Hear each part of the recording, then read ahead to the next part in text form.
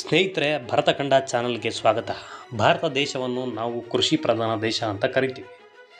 ಜನರ ಅಡುಗೆ ಮನೆಯಲ್ಲಿನ ಅನ್ನದಿಂದ ಹಿಡಿದು ಧರಿಸುವ ಬಟ್ಟೆಯ ಹತ್ಯೆವರೆಗೂ ಎಲ್ಲವೂ ರೈತರ ಹಗಲು ರಾತ್ರಿಯ ಬೆವರಿನ ಫಲವಾಗಿದೆ.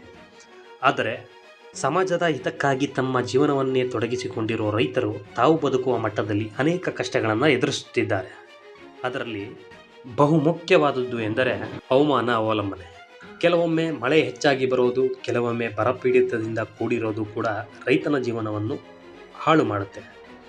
ಆರ್ಥಿಕ ಸಂಕಷ್ಟ, ರೈತರಿಗೆ ತಾವು ಬೆಳೆದ ಬೆಳೆಗೆ ಸೂಕ್ತ ಬೆಲೆ ಸಿಗದೆ ಸಾಲಕ್ಕೆ ಸಿಲುಕೋದು, ಸೌಲಭ್ಯಗಳ ಕೊರತೆ, ಕೆಲವೊಮ್ಮೆ ಬೆಳೆಗೆ ಬೇಕಾದಷ್ಟು ನೀರಾವರಿ ವ್ಯವಸ್ಥೆ ಇರೋದಿಲ್ಲ, ಆಧುನಿಕ ಯಂತ್ರೋಪಕರಣಗಳು, ಗೊಬ್ಬರ, ಬೀಜಗಳು ಸಿಗದೇ ಇರೋದು ರೈತರ ಸಮಸ್ಯೆಯನ್ನು ಇನ್ನಷ್ಟು ಹೆಚ್ಚಿಸುತ್ತೆ. ಮಾರುಕಟ್ಟೆಯಲ್ಲಿ ಕಷ್ಟಪಟ್ಟು ರೈತ ಬೆಳೆದರೂ ಕೂಡ ಮಧ್ಯವರ್ತಿಗಳು ಅಂದರೆ ಬ್ರೋಕರ್ಗಳು ಹೆಚ್ಚಿನ ಲಾಭ ಪಡೆದು ರೈತನಿಗೆ ತಕ್ಕ ಬೆಲೆ ಸಿಗದ ಹಾಗೆ ಮಾಡ್ತಾರೆ.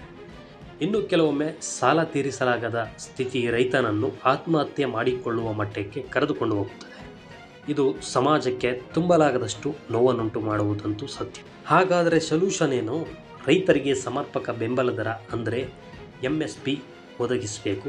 ಆಧುನಿಕ ಕೃಷಿ ತಂತ್ರಜ್ಞಾನವನ್ನು ರೈತರಿಗೆ ಸುಲಭವಾಗಿ ಸಿಗೋ ರೀತಿ ಮಾಡಬೇಕು. ನೀರಿನ ವ್ಯವಸ್ಥೆಯನ್ನು ಬಲಪಡಿಸಬೇಕು. ರೈತರ ಸಾಲ ಮನ್ನಾ ಯೋಜನೆಗಳು, ಕೃಷಿ ವಿಮೆ ಮುಂತಾದ ಯೋಜನೆಗಳನ್ನು ಜಾರಿಗೆ ತರಬೇಕು. ಮತ್ತು ಅವರು ಯಾವುದೇ ಕಚೇರಿಗಳಿಗೆ ಅಲಿಯದಂತೆ ಅವರಿದ್ದ ಜಾಗಕ್ಕೆ ಈ ಎಲ್ಲ ಸೌಲಭ್ಯಗಳನ್ನು ಒದಗಿಸಿಕೊಡಬೇಕು. ಮಧ್ಯವರ್ತಿಗಳ ಅವಲಂಬನೆ ಕಡಿಮೆಯಾಗಬೇಕು. ರೈತನಿಂದ ಗ್ರಾಹಕರು ನೇರವಾಗಿ ವ್ಯಾಪಾರ ವಹಿವಾಟನ್ನು ಮಾಡಬೇಕು. ಸ್ನೇಹಿತರೆ, ಒಂದು ಡಾಟಾದ ಪ್ರಕಾರ 1995ರಿಂದ 2014ರವರೆಗೆ ಸರಿಸುಮಾರು 2,96,438 ಜನ ರೈತರು ಆತ್ಮಹತ್ಯೆಯನ್ನು ಮಾಡಿಕೊಂಡಿದ್ದಾರೆ. 2014ರಿಂದ 2022ರ ಮಧ್ಯೆ ಸುಮಾರು 1,04,74 ಜನ ರೈತರು ಆತ್ಮಹತ್ಯೆಯನ್ನು ಮಾಡಿಕೊಂಡಿದ್ದಾರೆ. ಅಂದರೆ ಅಂದಾಜು ಒಂದು ವರ್ಷಕ್ಕೆ 16,000 ಜನ ಆತ್ಮಹತ್ಯೆ ಮಾಡಿಕೊಂಡಿದ್ದಾರೆ ಅಂತ ಆಯಿತು. ಇನ್ನು ನಮ್ಮ ಕರ್ನಾಟಕಕ್ಕೆ ಬಂದರೆ 2013ರಿಂದ 2018ರವರೆಗೆ ಸರಿಸುಮಾರು 3,515 ಜನ ರೈತರು ಆತ್ಮಹತ್ಯೆಯನ್ನು ಮಾಡಿಕೊಂಡಿದ್ದಾರೆ. ಅಂದರೆ ಅಂದಾಜು ಸರಾಸರಿ ವರ್ಷಕ್ಕೆ 1,242 ಜನ ರೈತರು ಆತ್ಮಹತ್ಯೆಯನ್ನು ಮಾಡಿಕೊಂಡಿದ್ದಾರೆ. ಸ್ನೇಹಿತರೆ, ಇವರೆಲ್ಲರ ಸಾವಿಗೆ ಬರೀ ಸಾಲ ಒಂದೇ ಕಾರಣ ಅಲ್ಲ. ಸಾಲದ ಜೊತೆಗೆ ಮಳೆಯ ಅಭಾವ, ಬೆಳೆಗೆ ತಕ್ಕಂತೆ ಸಿಗದ ಬೆಲೆ ಮತ್ತು ಕ್ರಿಮಿ ಕೀಟಗಳ ಕಾಟ.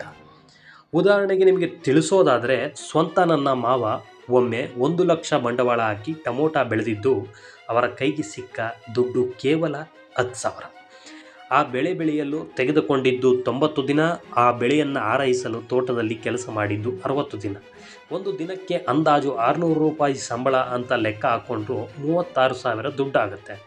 ಯಾವುದೇ ಸಂಬಳವಿಲ್ಲದೆ 60 ದಿನ ಕೆಲಸ ಮಾಡಿದ್ದಾರೆ. ಅಲ್ಲಿಗೆ ಅವರ ಸರಿಸುಮಾರು ಬಂಡವಾಳ 1,36,000. ಆದರೆ ಅವರ ಕೈಗೆ ಬಂದ ದುಡ್ಡು ಮಾತ್ರ ಕೇವಲ 10,000. ಹೀಗಾದರೆ ರೈತರು ಆತ್ಮಹತ್ಯೆ ಮಾಡಿಕೊಳ್ಳದೆ ಇನ್ನೇನು ಮಾಡ್ಕೋಬೇಕು? ಸರ್ಕಾರವೂ ಕೂಡ ಈ ಬಗ್ಗೆ ಸ್ವಲ್ಪ ಗಮನ ಹರಿಸಬೇಕು ಅಂತ ನಾನು ಈ ವಿಡಿಯೋ ಮುಖಾಂತರ ಕೇಳ್ಕೊಳ್ತಾ ಇದ್ದೇನೆ. ಇಲ್ಲಿಯವರೆಗೆ ಕರ್ನಾಟಕ ಸರ್ಕಾರವೂ ಕೂಡ ಒಂದು ಮಾಹಿತಿಯ ಪ್ರಕಾರ 2012ರಿಂದ 2018ರವರೆಗೆ 5 ಬಾರಿ ರೈತರ ಸಾಲ ಮನ್ನಾವನ್ನು ಜಾರಿ ಮಾಡಿದ್ದಾರೆ. ಆದರೆ ಈಗಲೂ ಕೂಡ 100ರಷ್ಟು ರೈತರಲ್ಲಿ 70ರಿಂದ 80 ಜನ ಸಾಲದಲ್ಲಿ ಇರೋದು ವಿಪರ್ಯಾಸ. ಸ್ನೇಹಿತರೆ, ಕೇವಲ ರೈತರು ನಮ್ಮ ದೇಶದ ಬೆನ್ನೆಲುಬು ಎಂದು ಟ್ಯಾಗ್ಲೈನ್ಗಳನ್ನು ಹಾಕೋದಾಗಲಿ ಅಥವಾ ಪೋಸ್ಟ್ ಮಾಡೋದ್ರಿಂದಾಗಲಿ ರೈತರ ಸಮಸ್ಯೆ ಬಗೆಹರಿಯೋದಿಲ್ಲ. ಆದಷ್ಟು ಎಲ್ಲ ತರಕಾರಿ ಸಾಮಗ್ರಿಗಳನ್ನು ಬಡ ರೈತ ವ್ಯಾಪಾರಿಗಳ ಮೂಲಕ ಅಥವಾ ನೇರವಾಗಿ ರೈತರ ಮೂಲಕನೇ ಖರೀದಿಸಲು ಪ್ರಯತ್ನ ಮಾಡಿ. ಇದರಿಂದ ಅವರಿಗೆ ಕೂಡ ಸಾಲದ ಹೊರೆ ಕಡಿಮೆ ಆಗುತ್ತೆ.